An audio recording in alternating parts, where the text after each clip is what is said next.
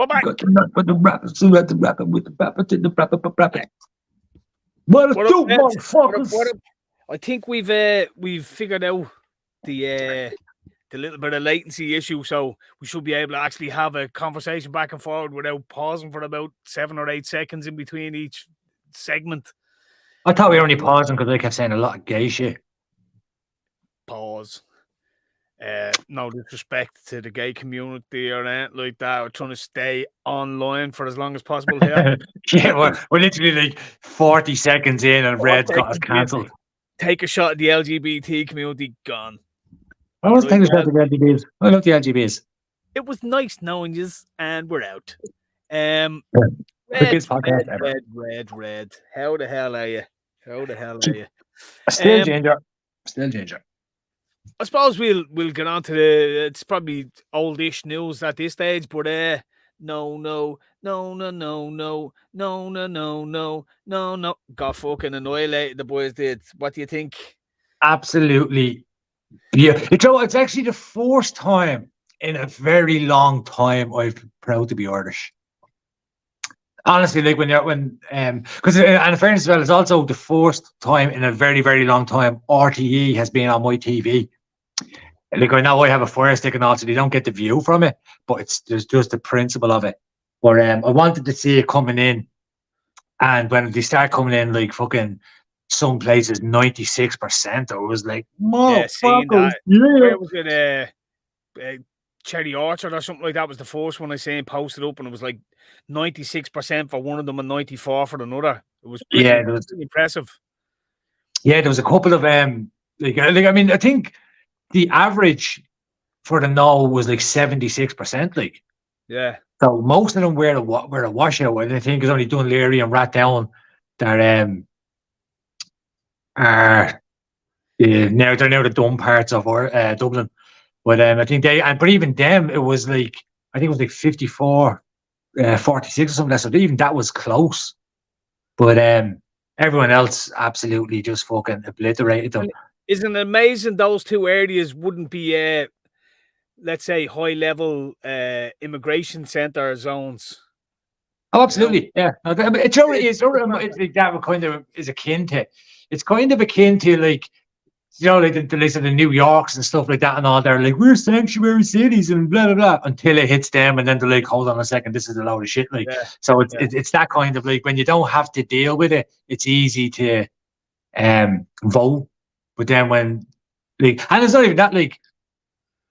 I think it's just this was very much a working class people that were a big FU to the far left Marxists that is our government and the NGOs and stuff like that. And all, we basically told them we reject your premise.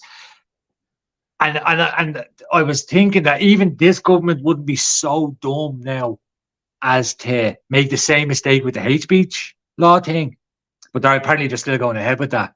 So seeing that, yeah.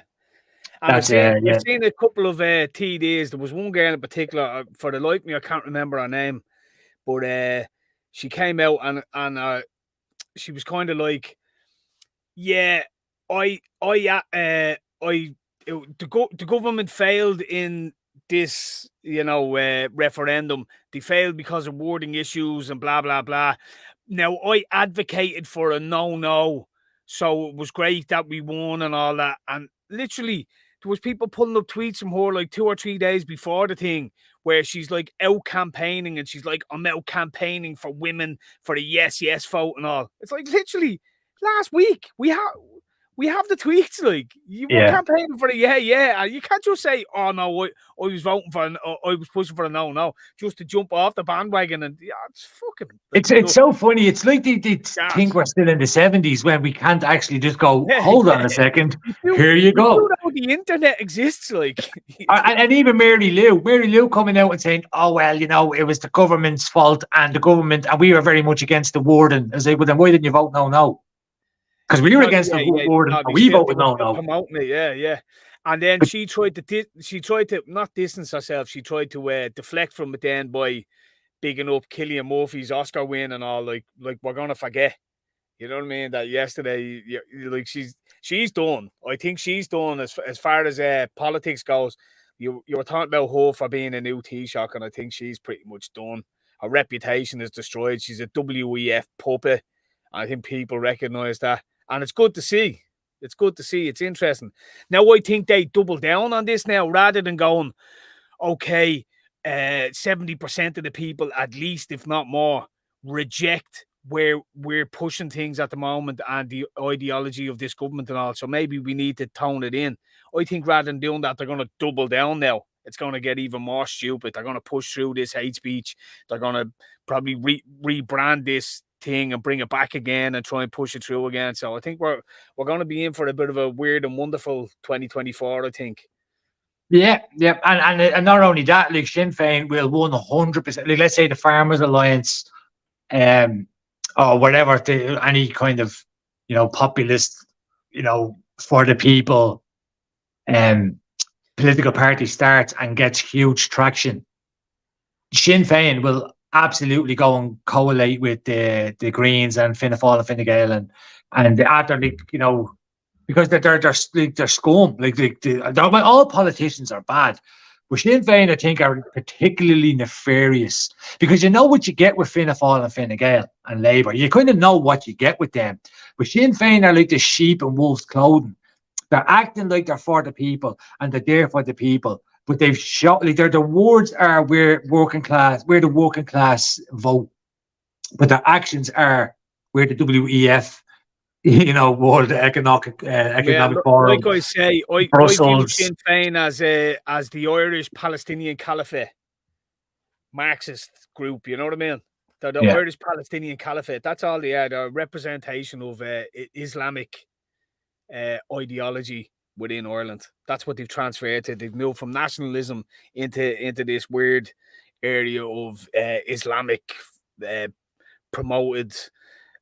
Open border, several million gender ideology, and it's weird. They've lost their whole support base, but they seem to be plowing ahead regardless. Like all the ground they made up in the last few years as a political party, they've literally scorched earth, and it doesn't seem to be deterring them whatsoever, which is weird, But I suppose we'll bounce on from the politics. But can I just say that as well, okay, right? Because I've been shitting on Sinn Féin for a long time now, right? And I've had so many people, and their response was, yeah, well, they can't be any worse than this government that's in now. But over the past week or two, even not like after the referendum, up to the build up to the referendum, and even a little bit before that, maybe this year. I think COVID and stuff like that and this illegal immigration thing has really exposed Sinn Féin for what they are. So all these people the same people that I was saying about how Sinn Féin are like, they're not for you. Like, don't be fooled by they're not for you. Like, and a lot of them are like, oh well, they're better than what we have now. And now they're saying, yeah, you're right. We need an actual opposition party. We need something different. So that is absolutely it's better the devil, fantastic. Sometimes, isn't it? Like, what you're getting with Fianna Fáil and Fine Gael, the corruption, the incompetence, the mediocrity that you're getting with those individuals.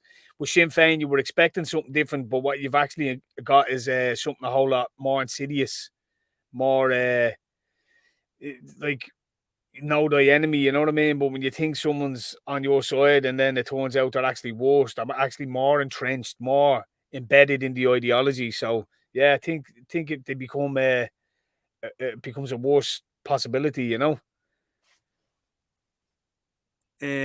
think we've lost Red there. I don't know if he's coming back or not. Red, are you there? Yeah, sorry, because I'm actually on my phone here. Because again, that's the laptop was causing the latency issues, but my phone keeps going to fucking sleeper mode, and that's the CIA out to get you, Red. Yeah. Did you? Oh well, look, I know you didn't, but any idea on the Oscars or any opinion you want to give or whatever? No, fucking. Dive bomb over that. The Oscars. Who gives a fuck about the Oscars? And the beauty of the Oscars as well is that it's like their ratings and all have plummeted so low. Like ever since Ricky Gervais went out and That just was brilliant. butchered them, and everyone was on the side of Ricky Gervais. And Hollywood has exposed itself to be an absolute fraud, and all these fucking stupid celebrities, like not a backbone amongst them. And I think Hollywood is done. I think Hollywood all is transgender children, and they're pushing the Pfizers, and I think right, and as well as that, but not only that, right? Because you constantly see, if you're watching like any podcasts that are like not far left, so from center to the right, any podcasts, and what they keep saying is that, oh yeah, I keep getting such a celebrity go on saying, you know, I can't say anything like that, but I fully agree with you, and blah blah blah. Yeah. Even they're going to end up on they're going to end up on the scrap heap as well. It's kind of like pick your side, like and stand with it. Because I've noticed a lot of the like I say the Chris Pratt, Mark Wahlberg and stuff like that. And all, they're kind of like Mark Wahlberg is doing, well, look, I'm religious, this is my religion, and you know he's getting a bit of shit for it, but he's standing tall, so he'll survive it. Chris Pratt getting the shit by all the lefties, standing tall, he'll survive it. It's the other fuckers that are like. Yeah. If you didn't say your position, we're going to assume your opposition. But even once you sell out or once you pander, it's like they don't care. The other side doesn't really care about you. They don't support. They don't watch. They're not genuine fans. So all you're doing, and Disney are doing this at the moment, where they fucking destroyed Star Wars and all that. You pander to the other side, who doesn't support you, and all you do is piss off the people who did support you or do support you, and they never come back. You never come back around and go, do you know what? I don't mind Tom Hanks now. It's like, no, you're done forever. Like, you're never watching you again. You're mad. Yeah. Robert De Niro as well, which is, it's sad because Robert De Niro used to be a Don, and now he's an absolute disingenuous, dishonest scumbag. Like, well, look, all I see in these people is they've more money than God. They've a inflated opinion of their own opinion. Like, it's, you make movies, stick to making movies. You know what I mean? But also, I think essentially there's a fear of death in them. You know what I mean? They're afraid of losing it all. So then they become this like whinge bag, and they believe anything that might fucking save them. You know, when you seen what was it, Rachel, Our Friends, coming out and basically saying anyone who didn't get the needle, like, you can't be around me and all. It's like this fear of death or something in them. It was used to monopolize the celebrity industry, and then obviously money, you know, being paid off helps as well. But you've literally sold your soul. I'd never watch anything any of these people ever do again. Like, so Chris Pratt, I'd watch anything he do anyway. He seems like a nice guy. He makes good, happy-go-lucky-ish movies. That fucking what was that TV show we done? Like, it wasn't even over the top male toxicity, but they turned it into that. What was the one he done? I know it's called, but I don't think of the name of it. Yeah, in something. Yeah, he was like this fucking coming back from coming back from the war. His wife was killed, and his daughter was killed, or something like that, and it was just him getting retribution. Fairly bog standard 90s, 2000s fucking TV. You know what I mean? Nothing to write home about, but you end up championing these programs because you're being littered with the message, with the whole agenda. You know what I mean? Everything has this bullshit in it, and you find anything to cling to. So, you know, people like him, you find out, like, I'd rather support him then. I'd rather go and watch anything he does, you know? Yeah, no, 100%. And that will stand true because, like, I mean, the people, the right wingers, we're fairly sound. If you don't bash us with your fucking ideology, we'll give you a bash. But the left are, you must do what we demand or else. Yeah. And they're more likely to, like, this is what's so funny about the celebrities. Like, you're pandering to a side where you're walking on eggshells now. Because no matter what you do, and because they have so many conflicting ideas, i.e., men can't get pregnant when you're talking to when they're discussing, when you're talking to a far lefty about transgender, about pregnant. No, but if you're talking to a far lefty on the trans issue, they'll tell you that men can get pregnant. So you say to said far lefty, okay, so I have an opinion on abortion, and they'll say, no, you have no opinion on abortion because men can't get pregnant. So just as a quick example, so they believe two things at once, two completely contrasting ideas at once. And as a celebrity, you now have to try and navigate that minefield. Yeah. Whereas if you just kind of sided with us, we're fairly sound about things, like, you know. All the worst, the worst thing that we do was just like, even say if you didn't even say anything up to now, you were kind of just left to it as well. But it is pick a side time, isn't it? Yeah, and that's what I'm saying. And if you're the sort of celebrity that has kind of stayed over, and then once the fucking, because the left's going to eat itself anyway, and so there's going to be nothing left of the left. And once that happens, and all these other cunts poke their head out and go like, "Oh yeah, no, I was with you this whole time," and it's like, "Nah, man, you're on the you didn't make yourself known. Like, you have to make yourself known." The elections, it's like, "Oh, I was voting." No, I was like, "We have your tweets and all." Yeah. Have you seen J.K. Rowling and any of the shit she's been going through on Twitter? No, she is an absolute stud, isn't she? I love J.K. Rowling. I'm not even like I've never read any of the books.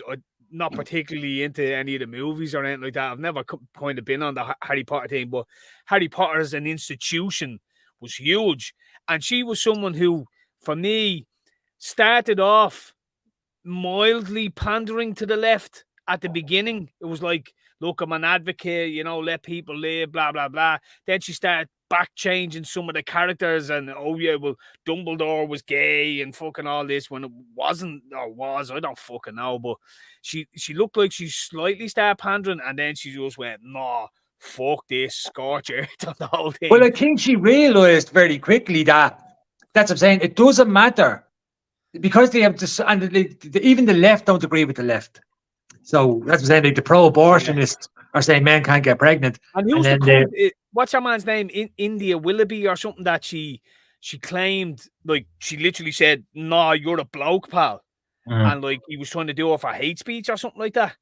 Yeah. That was a bit mad, yeah. But that's at the backfiring on that, because apparently there is a law that kind of covers J.K. Rowling for that. So J.K. Rowling is like, if you're going to sue me, I'm counter suing you. And obviously J.K. Rowling can pay the fine. This other fucking, like, you know. What is he? It's a male to female. No, or man to woman. No, not what. Imaginatory fucking disorder does he have? What is he? Like, what does he do? Is he a writer or a fucking journalist or something? I think he's just famous for being trans. I think he's just a trans activist. Okay, right. So that again has to, like, an absolute offense, you know, professional offended person. Professional offended person. So I think that's kind of what they're doing. That, like, this person's going around and needs relevance and is trying to go after these celebrities and stuff like that. So that it's, you know, like, I seen Candy's own. She put up something today about, is it Macron's the first wife of France or something? Apparently is a man. And she's saying stuff like, look, I didn't believe it at first. I waded into it, went looking after it just out of interest to see, like, shits and giggles, but to dismiss it. And she's kind of like, not, I'm fully on board now. The first lady of France is a bloke. And everyone's like, she's a he. And everyone's like, okay, Candice, now do Michelle Obama.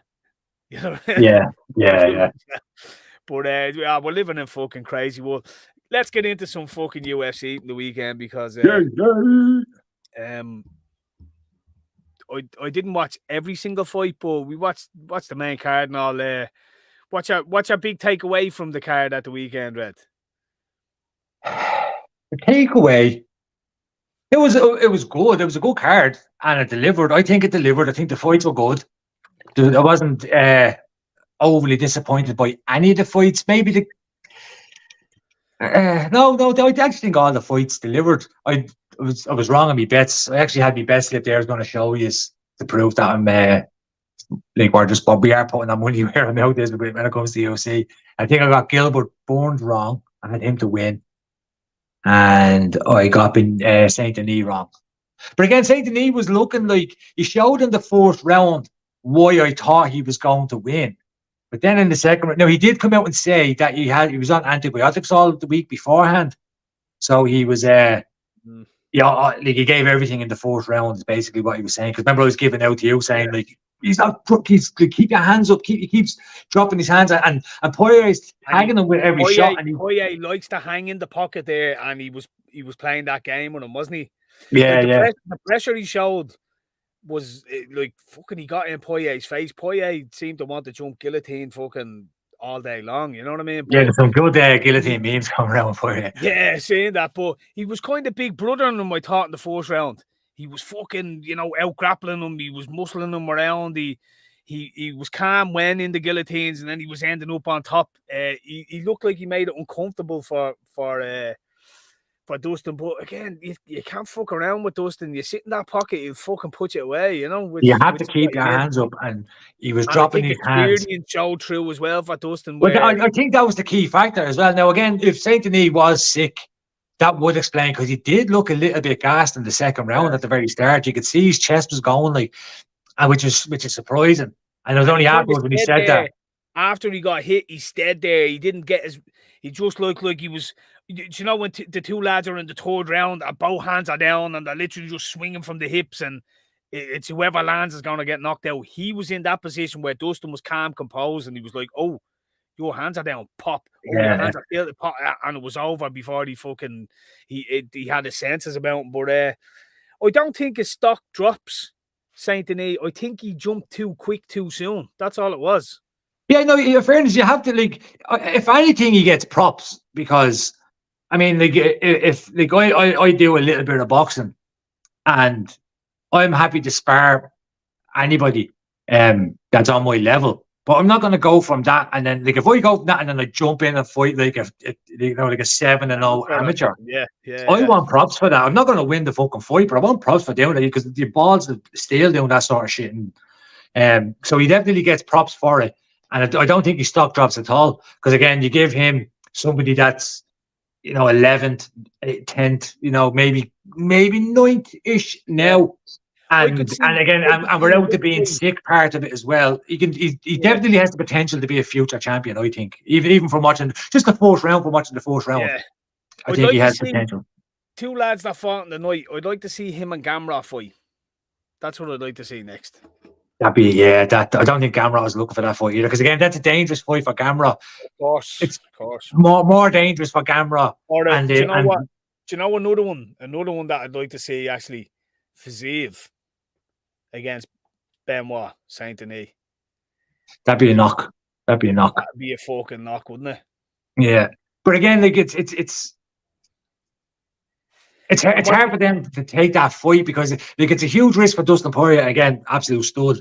But after he's fought Dustin now, it's all right.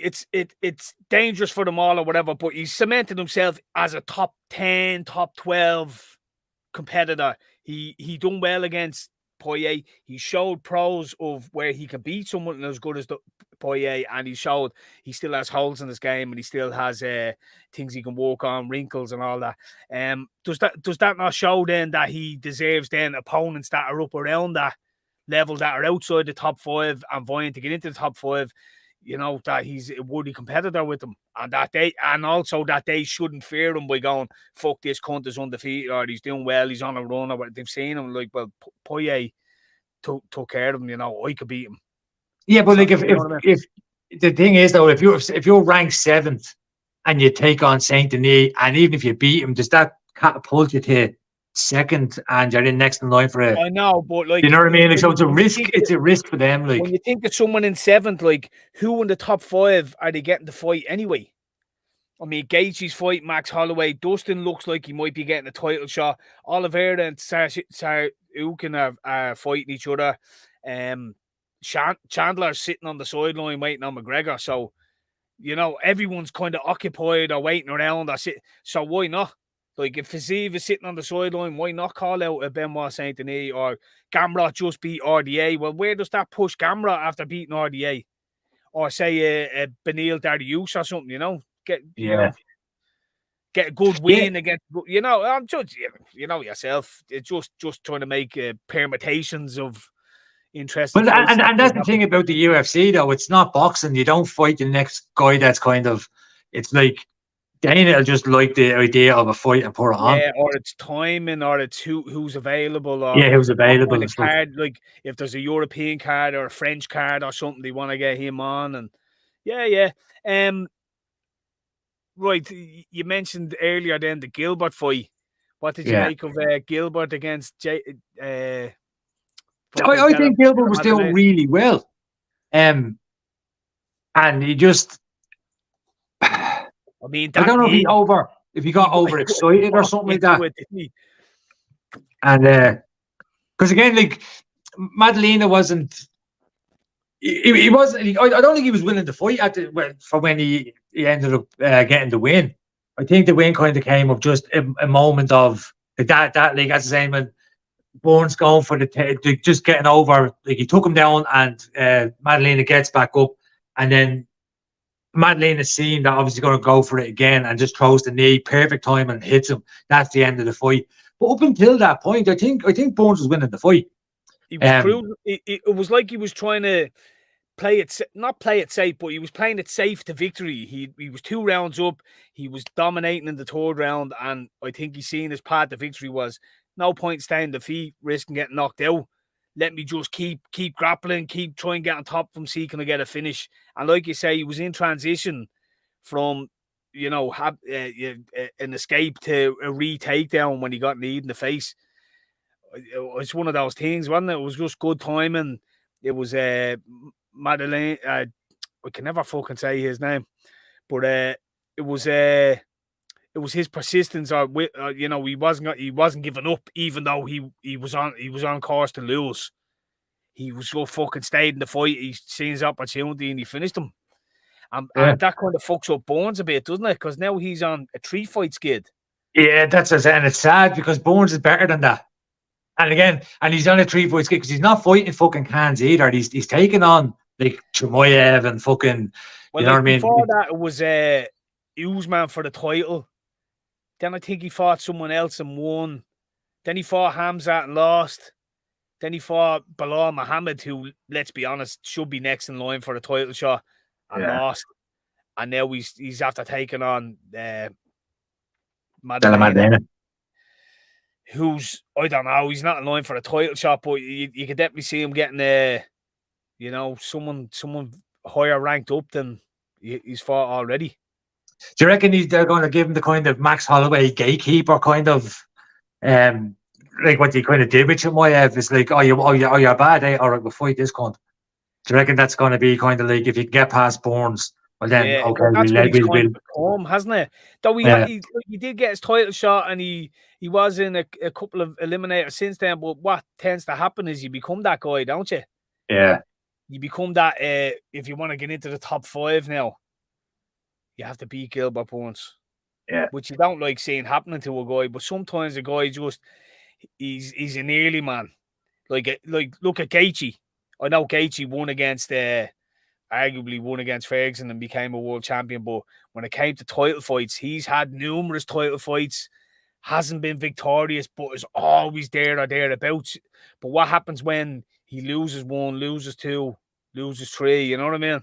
He becomes that gatekeeper then, because he never quite got there. But I like Gilbert, but yeah, it's just when you're fighting the best of the best, isn't it? And that's the thing. He's accepting these fights because again, Della Maddalena is a very, very tough fucking fight for anybody. He's again future. Well, Joe, I don't think he's going to be the future champion. I think he might be, like we were talking about. He actually might become Bournes. You know what I mean? And that, like, he'll become a gatekeeper because I think Bournes had more tools or has more tools to get a fight done. He's a good striker, but he has the jiu-jitsu and stuff like that. I think Maddalena, he's not the cleanest striker in the world. He's fucking game as fuck. Yeah, he's a tough bastard. Yeah, but when it comes to grappling and stuff like that, there's better than him there. When it comes to wrestling, there's better than him there. And when it comes to striking, there's better than him there. And I think when he comes up, if he comes up against like a Shavkat, a Bilal Muhammad, That's before you even get to the likes of a Leon Edwards. Like, what? Say, Ian Garry against Madalena. What do you think happens? Like, I think Ian Garry beats him. I just think he doesn't get anywhere near him to get a striking off. That's what I mean. Yeah, I think tactically Ian Garry is very well, or very good. Like he's a sort of person that like he has the mental fortitude to know when to play the game or when to go for it. Do you know what I mean? Like, so he does that very well, Ian Garry. Now, I know it can be a lot of people are giving out about his last performance. I thought he done very well. I thought tactically he was like 100% perfect. Tactically, is it the nicest fight to watch? Was it the nicest fight to watch? No, but job done. Moving on, and if he can do that fight, and again, that's the sort of fighter that, like as I was saying to you about, I think remember I was saying about Kevin Holland and MVP, that way Holland will get annoyed and overcommit. I think Garry has that ability because he's very good at finishing. So I think Garry will, as he goes up and he starts to get these like close to title shots and he's fighting the best of the best, he has that ability to annoy the opponent to the point where they overcommit. And Garry has the ability then to throw that final shot. And when he sees blood, he's he's an absolute killer. So I think Garry, I could see Ian Garry being a future champion, 100%. Oh yeah. I was only thinking there, just as you mentioned it. Obviously, we'll get on to the Holland and MVP fight. I've seen people mention for for MVP a good fight would be Wonderboy. He's come out and dismissed it and said it'd be a very boring fight. But I tell you what, wouldn't be a very boring fight. MVP against Ian Garry. Yeah, that's a good show. That would be an interesting fight because that's a good show. Garry is elusive, but his striking isn't the same as MVP's, and neither of them are really great grapplers. That would be an interesting fight. That would be just as you said, MVP there. I'm like, gee, you know what? Because the MVP is a big name as well. You know what I mean? It would definitely be good for Ian Garry's stock. You know, he wouldn't be fighting backwards by fighting MVP. MVP's heading the same way Garry is. You know. Well, MVP was kind of saying. Now again, I don't know how true this or how like if it's actually going to happen, but he's saying that he's one more fight ahead of Leon Edwards, or like of getting Leon Edwards. So, and people are going to say, oh, no. But Dana White is the sort of person that will put that fucking fight on. Like, so. Well, like, imagine how big that fight would be in the UK. Oh, huge. You know what I mean? Fight. Imagine how big that's like, not the same, but it's, that's your Tyson Joshua fight. You know what I mean? Yeah. That'd be huge Leon against MVP. And say, for argument's sake, he got a Shavkat or Bilal got fucked over, and he got a Bilal and beat him, you wouldn't fucking argue with it, you know what I mean? If he beats the right opponent, and Ian Garry could be that shout as well, you know what I mean? Say Bilal and Leon Edwards fight next, and Edwards beats Bilal, and you have a Garry and a fucking MVP fight, and the winner gets the fucking title shot. That's a good show. That's a good show. You know what I mean? Because MVP and Ian Garry, I think you'll wait. Garry and Edwards would be a big fight as well, because they have that thing where they were in the same camp and he was fucked out and all, so there's a storyline there as well, and because he's Irish and English and all, so the way the UFC like these storylines. Yeah, but even like if you're saying that about MVP and Ian Garry, like it's definitely like that's the sort of fight that on the Monday you're convinced MVP is going to win that fight. And then on the Tuesday, you're like, Garry's going to win this. And then on the Wednesday, it's MVP. And then literally all the way up to the fight. I even imagine the odds in that fight would be very hard to do because, like I was saying to you about how Kevin Holland will. I thought Kevin Holland, you were spot on. I thought Kevin Holland would do better than what he done. He could not get near MVP. No. He got so frustrated in it. So frustrated. Yeah. But that's what I'm saying, right? So. But now you're going to have to probably flip that because, like, Ian Garry has shown there in the last fight that he can be very elusive as well, very hard to hit, very annoying. He can you know what I mean? Like he'll go on the back foot if he has to, and he'll take off, and he's not going to engage every single time. MVP striking is fucking so unorthodox. Yeah, you know what I mean? So unorthodox, you know. But Ian Garry has shown he can grapple, he's strong, he can lean up against the fence and walk in the clinch and stuff like that. So I think for a striker v striker fight, that interests me more than Wonderboy, who wouldn't be interested in grappling at all. The two of them would be just standing on the outside throwing fucking unseeable kicks from nowhere, you know what I mean? And then high-fiving each other about how great that was. Yeah, well done, Pat. My point with the MVP and Garry thing is that it would actually be the opposite. It could be MVP getting annoyed and him overcommitting and Garry tagging him. Do you know what I mean? That fight could go. We should be matchmakers for the UFC. All I'm saying is a couple of good shouts there. There's been fucking Gamrot Benoit or Fazeev Benoit and fucking MVP Garry. I want to see them. Yeah, they're good shouts. They really are. And again, and winner gets Leon Edwards, and I don't think many people would argue about that at all. Like, I still think Bilal should get a shot, as much as I hate the cunt. But that's set up though, isn't it? I don't know. It hasn't been announced. Now, I do think from the first time they fought, I thought Edwards looked like he was on course to beat him. He looked like he had his number. And then it was stopped with the eye poke or whatever. But I think that fight does need to happen. And it needs to happen sooner rather than later. I remember it was a football match just after Edwards won his last fight. And where is he? Birmingham. I think he was at a Birmingham match or something like that. And the announcer brought him out in front of the crowd and announced him, you know, the UFC champion. Villa. Was it a Villa match? Hey, Villa fan, yeah. And he announced that he was going to be defending his belt at UFC 300. And that never materialized. Yeah. And now we know that Dana tried to make 3 fights. None of them were fucking Bilal Muhammad. So God only knows what's going to happen there. You know what I mean? Yeah. No, absolutely. But again, imagine that, because Leon Edwards is kind of vying to get a match at Villa Park. And could you imagine MVP versus Leon at Villa Park? That's a fucking that's Tyson Fury versus AJ. And they building a new stadium in Manchester, a fucking indoor arena or something like that. Yeah, but he wants to fight in Birmingham. Of course, but Dana's not going to do an outdoor event, so that'll never happen. Yeah, that's true as well. Yeah, you know what I mean. He just won't do it. He won't even do it in Hawaii. You know, he's not going to do it in the UK.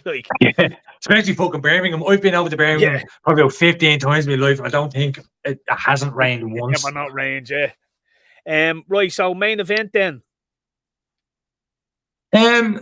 What's your takeaway from it? Yeah, look, Vera is a fucking absolute warrior. And we were saying that about me, kind of only comes alive towards the end, which is kind of what happened, but just nowhere near enough.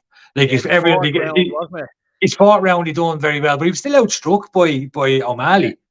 But he started I said he done very well in the 4th round, but I still gave the round to O'Malley. I thought, he done well, but it still wasn't enough. O'Malley was still O'Malley definitely.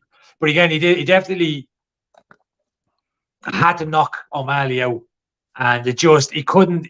He was peppering him with jabs a little bit, but he couldn't get until the very last fucking exchange when he cracked that body shot.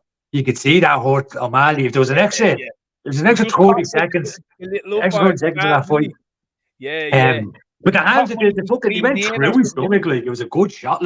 Yeah, he caught him just he was breathing in or whatever. He caught him just right on the fucking money he did. Do you know what I thought was an interesting observation on that, right? On that same card, you had Peter Yan fighting. And when O'Malley fought Peter Yan, that was only 2 fights ago. It was seen as a huge step up in competition for O'Malley. And a lot of people thought that he didn't get the victory against Peter Yan. They thought Yan was a bit too much for him and that Yan, it was a contentious fight. It wasn't a robbery, I don't think. I thought it was very close, but you could make an argument that Yan beat him. Now, you look where Yan was on that card and you look at what O'Malley did to Chito Vera. And I've heard several people say it, the likes of Rogan and all say, when you become a champion, you automatically become 20-30% better. And I think you can see that evolution in O'Malley since he's become champion. Like when he fought Jan, it was contentious. He was, is he really ready to be up at this level? Did he jump up too quickly? Then he dealt with Aljo and he fucking dealt with Vera. Yeah, like I'm impressed with him. I'm impressed with him.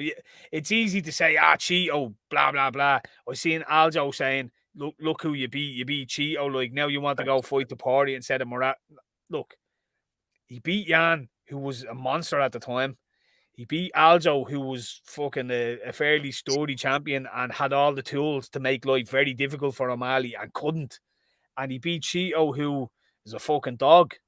You know what I mean? So I have to give it to O'Malley. He's cemented himself, and I don't mind the party a shout out when he said it. I was like, yeah. Like the Merab fight is next, but it's not something that really gets me excited. It's like, all right, that's the next one. Merab actually, I think the Merab fight is going to be even more, let's say, boring, but he's definitely going to try and take it to the ground a lot more than like, because lean into him. He's going to spend 5 rounds, high energy, high pace. He'll get tagged a couple of times, but he's a gritty cunt. He'll just grab arms, grab legs, lean on him against the cage, and he might get the victory. He might win it. Yeah. But there's nothing. Yeah, no, 100%. But Poirier and Sean O'Malley is a great fight. I don't see O'Malley beating the Poirier. No, I don't, because although O'Malley's striking offense is so like, he's probably Max Holloway is the GOAT, right? So take Holloway out of the equation. I think Sean O'Malley is the best boxer in the UFC. His feints are perfect. His aim is so accurate. Like, even if he's not knocking you out, but if he's jabbing you and he's hitting your chin, and he's just constantly doing it, he's so good at just peppering shots that land, even if they're not knockout shots. They're making you think twice about how you're approaching the fight. But the thing is, but he gets tagged as well. If the Poirier tags it, like the Poirier has shown that he's fucking freak power. So if he lands a shot against O'Malley, it would be like Holloway against Gaethje. Like, Holloway is a good boxer. He's gonna hit Gaethje, but if Gaethje catches him, it's a different story, isn't it? Yeah. Do you know what I'm just thinking there? Imagine Max Holloway against fucking Sean O'Malley. That'd be a good fight. Scrap. That'd be a good scrap. I'd like to see that as well. That'd be a good fight just for the exhibition of boxing that would be on display. Like, that'd be a good fight. Because I think what's happening is O'Malley, not that he struggles to he makes weight, but I think he's struggling at that weight class. He's a bigger guy.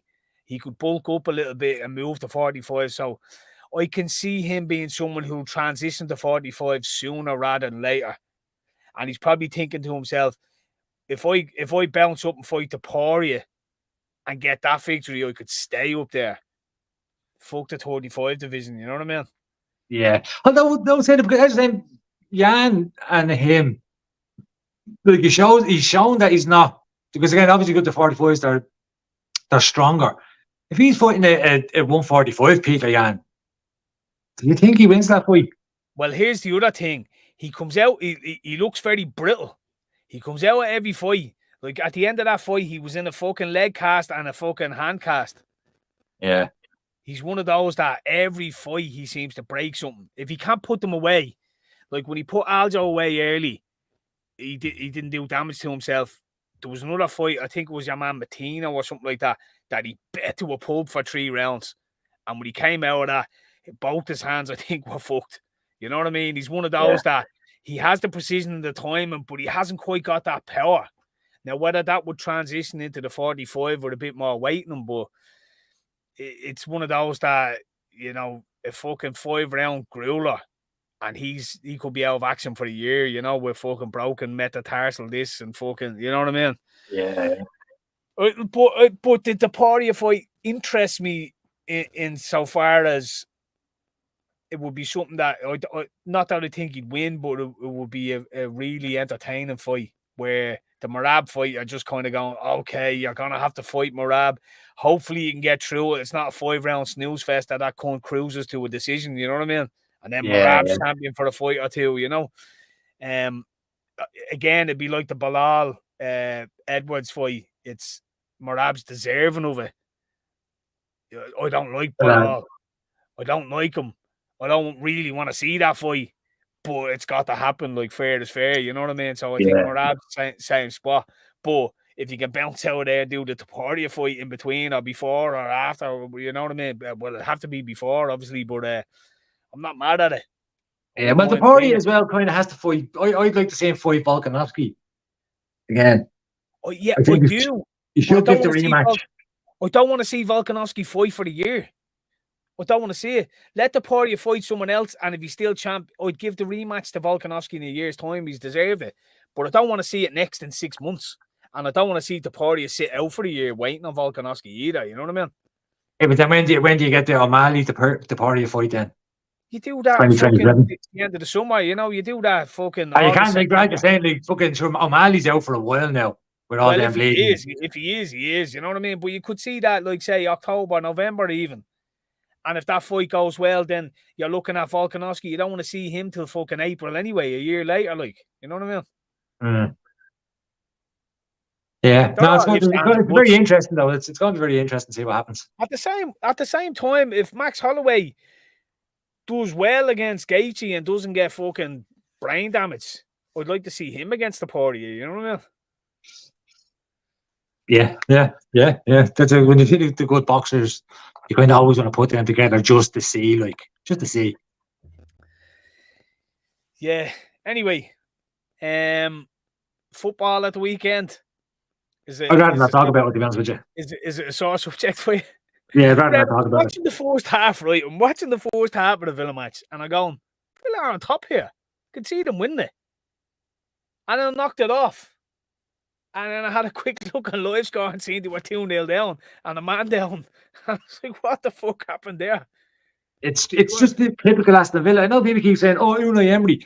No matter what manager we get, we're still always going to be Aston Villa. When we need to, it just, like, and it doesn't matter who we're playing now. Fairness, Spurs, decent side, better than Villa, generally speaking. But we had this against Bournemouth when we had it beaten down, we went top of the league. We didn't win the match. But then we had fucking Sheffield United, bottom of the league. We beat them and we go, I think, level on points at the top of the league. I think we would have been at the top on alphabetical order or something like that. Cool. Beat them and let's do this. Nope. You fucking lose that match. Luton comes along, right? If we beat Luton, it gives us an 8-point gap against Spurs. That might be too hard for them. Nope. So, and then we need to beat Spurs to put that gap between us so that when they get the game in hand, we still have that 5 point. Nope. It doesn't matter now. Next week we might be whoever we're playing because we'll be 5th and we'll get 5th. And then when we're 5th, we'll do well, but we'll just stay behind Spurs. Like, Spurs will lose their game in hand against Chelsea. And then we'll be 2 points, say, behind so that we're level. So, and then Spurs will lose again. And we need to win that match to go, no, we won't win it. Doesn't matter who the fuck we're playing. We're not going to win it. Doesn't matter what manager we have. We're not going to win that game. So what you're saying is Stevie Gerrard could have done the same as Unai Emery? Yeah, but Stevie Gerrard didn't win any games. So that's it. He's I think the problem with Villa was it was the same. It used to be the same shit with Liverpool every year as well. You'd have an opportunity where you're in a good standing in the league by January, and all you have to do is just fix 1 or 2 little areas, try and bring in a little bit of a boost. You know, another striker, someone just to take a bit of the pressure off, or another midfielder, winger, whatever it is you're missing or you're needing, and you don't do it, and then you suffer. A couple of weeks. Not only that, you get rid of players. Like, you actively get rid of players, and then you do bring in one player, and he's a fucking championship player. And it's like, this is not like we need. Like, our problem is that we don't have the squad depth that fucking. You know, that the bigger clubs have, and we're not used to playing. We're now in Europe. We're not used to playing these extra games. So when January comes, hold on to what you have, and then bolster by getting a couple of players in that are decent squad players. I don't even care if they're from the championship, but get 3 or 4 of the bastards. Don't just get one in, let 3 people go, bring one in. And then, because like when Ollie Watkins doesn't perform, we don't win the game. And he didn't do great against Spurs. It's just slightly off the pace. He's probably a bit tired, which is completely understandable. So he was, and when he's not playing well, we don't win the game. And we don't have like, all right, Ollie, you come off here because we're going to bring on insert decent striker who might get us a win here. We don't have that. You know what I mean? It's like, and we should have bolstered in January and just took the fucking plunge and says, look, next season we're probably going to do a Newcastle and we'll be back down around 9th. It's now or never. Just fucking go for it. Go for it. And at least at the end of the season, if we do finish 5th, we can say, well, at least we had a knock. But now it's going to be, we're going to finish 5th. And it's like, there's so much we could have done to prevent this. Yeah. So it's a little bit annoying. And I think Emery should be criticised for it because even though we're loving him and he's doing a great job so far, he also, like, we can't put him on a pedestal if we're fucking every game that we do actually need to win, we're not winning them. Like, I mean, like, we lost to Luton and it was like, I think if we won that game, we either got a huge gap against 5th or we're going top for the day. And we were 346 days since we lost at home. There was no reason for us to lose that fucking game, only other than we had to win that game. And that's just so Aston Villa. It's just such an Aston Villa mentality. Like, it's something that's learned over time. It's like the way United can win games when they've been shy. They can be 1-0 down against Fulham and they'll win 2-1, and you're looking at the game going, how the fuck did those cunts win that game? It's like it's still ingrained in them that they win games even though they don't deserve to. And when you're a team, like you're saying, you're in positions where you're like, we're doing really well now. It's like that switches something in you that goes, well, how are we doing well? We shouldn't be winning these games, and you start losing again, like for no reason. No one's injured, everyone's playing well, and you just start conceding goals you normally wouldn't, and things don't work out for you. But again, with Villa, I think the big problem is Watkins is being flogged to death, and you've no reserve for him.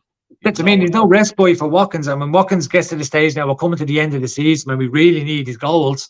And if he's just burnt out, do you know what I mean? We don't have another, like, Diaz started off really well. It's kind of gone to the wayside a little bit. Bailey, a lot of potential, scatters goals here and there. But again, his decision making a lot of time leaves a lot to be desired. Luis can chip in with a goal. Jacob Ramsey, to a lesser extent, can chip in with a goal. But we don't have another person that can take over the mantle and get while Watkins is out. And again, and even them, they're scoring because Watkins is passing the ball to them. Yeah. And if Watkins isn't there to pass the ball with them, they're not going to score either. And we're just going to. If he gets injured, you're fucked, really. This is what I'm saying. We don't have another.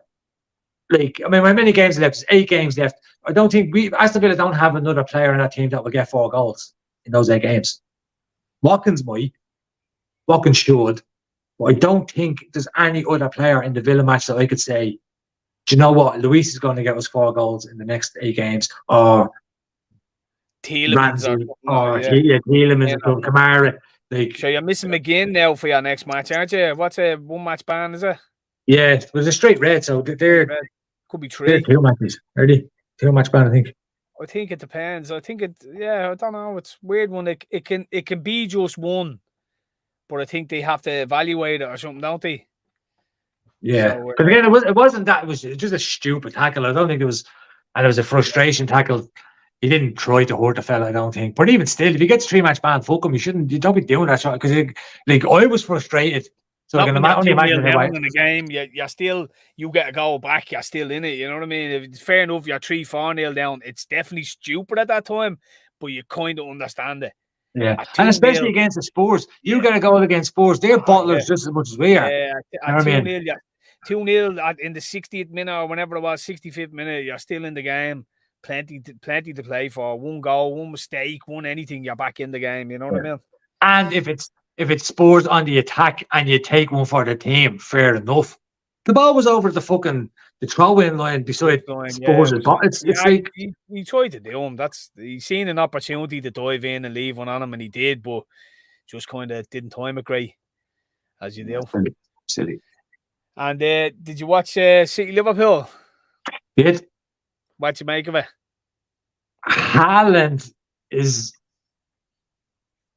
I don't know if he's been like I don't know. I'm not saying he's being found out, but there was a couple of times I've noticed City have the ball, whether it's De Bruyne or Doku up on the left, and Haaland is running, and if Doku or whoever's on the ball can just kind of cut it across, diagonal it to him, Haaland is here and he's all the opportunity. But Haaland keeps the spaces there, and then all of a sudden he just veers off and runs in behind the Liverpool defenders, and it's like, where are you going?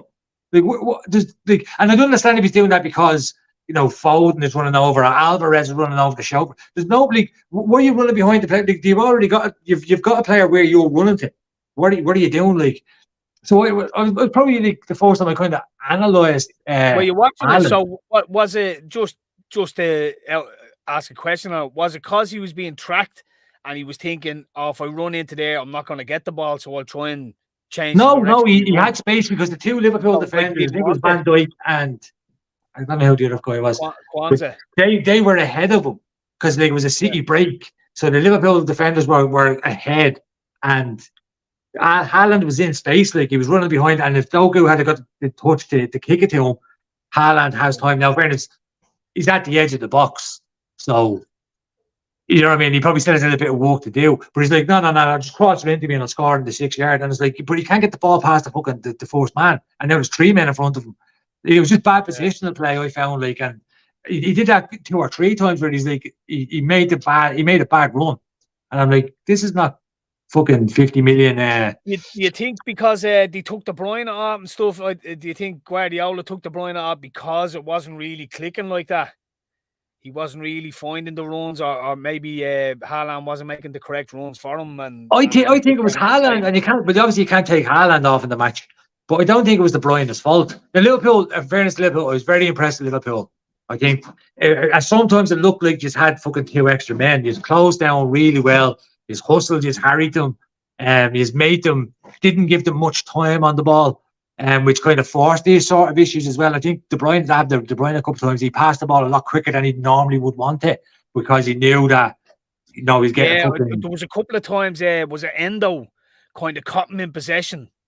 Yeah. Where De Bruyne was like, because he normally goes into such space and has so much time, but he wasn't afforded that. So when he was trying to take that time to look up, he was getting, the ball nicked off him and all.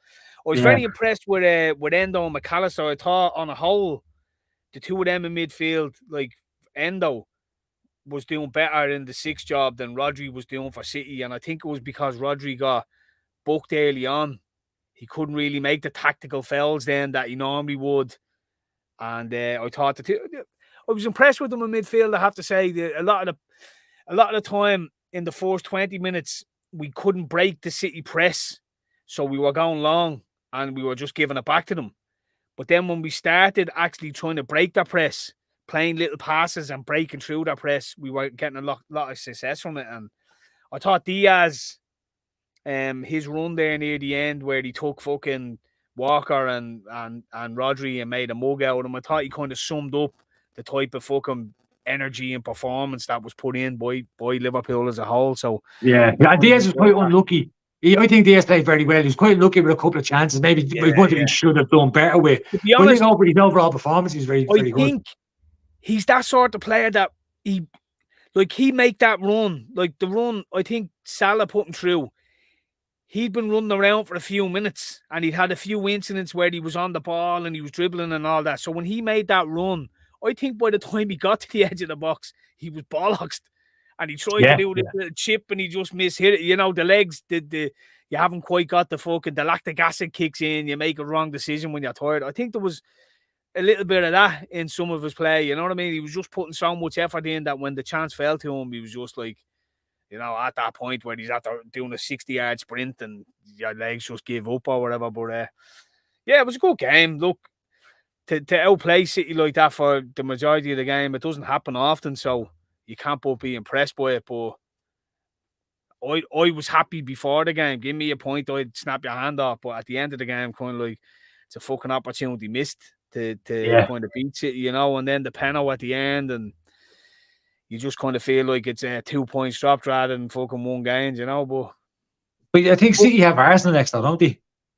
in the end. What's it? A couple of weeks away, isn't it? But I think it's 2 weeks there because Arsenal's match is cancelled next week. Is Chelsea are in the FA Cup, but I think Arsenal's next game is Man City. Yeah, again, look, that's a 6-pointer because we were ahead of City. Like, not that I'm not worried about Arsenal. I think Arsenal against Brentford, the way they scored in the last couple of minutes was similar to the way Liverpool scored against Forest. That's what your title run-in should be. You're going to be like fucking last-minute winners, and someone might drop points somewhere along the line. The problem is City. City don't get into those last-minute. City are 5-0 up against Brentford after 15 minutes. City are 4-0 up against Notts Forest after 20 minutes. You know what I mean? So for me, I don't mind Arsenal being level on points or whatever, and I wouldn't even mind Arsenal beating City. I think you need City to drop points, and then you worry about Arsenal later on when it comes to other games, because they're going to be in the same scenario that Liverpool will be in terms of, doesn't matter if you're playing fucking, like you're saying, Luton, or you're playing Spurs, or you're playing Villa or whatever. It's something else. When you need to win a game, anything can happen. You can fucking hit the post 50 times, or you can just be shite on the day the occasion can get to you. And I think Arsenal will suffer from that the same as Liverpool will. But City, after this Arsenal game, could win 9 out of 9, 10 out of 10, whatever, and at a canter. Not even being like every game, they'd be 3-0 up after 10 minutes, and you'd be like, game over, right? Wait for the next one, 3-0 up, fuck. You know, like where every Arsenal game or every Liverpool game, they'd be 1-0 down and be 20 minutes to go, and they get one back, and it'll be exciting. You know what I mean? So, like that before the game, it was just don't get beat by City and leave it up to Arsenal then, you know what I mean? If Arsenal get beat by City, what can you do? But if they beat them, they'd still only be on the same points as us with goal difference. So I fancy that better than I fancy fucking City winning games, because City are just a different level, aren't they? Yeah, they're... It was a good game. I thought overall it was a good game. It was tense. It was fucking end to end. It was not, it wasn't boring at all. It was fucking chances. Doku hits the post. Fucking that was very unlucky as well, actually. Yeah, and it would have been very unfortunate. He took it on the half step, so it kind of, no one had time to set. I think Kelleher got a fingertip to it, but like that goes in. That was against a run of play, but City are capable of that. And then Foden's chance, I'd have put money on Foden to finish that slide under Kelleher, and Kelleher saved it. So there was chances either end. So on a whole, I think the 1-1 was fair, but then that penalty at the end, there's no reason why that shouldn't have been given. So a bit pissed off at that. But again, good weekend. Good-ish weekend. Not for you. Yeah, no, it wasn't a great weekend at all. Yeah. Right, well, we're fucking coming up just over an hour there, so I suppose we can fucking wrap it at that. Yes, sir. And cheers to everyone for tuning in, folks. As always, appreciate it. If you like it. If you don't. We'll see you next time. All right. Peace.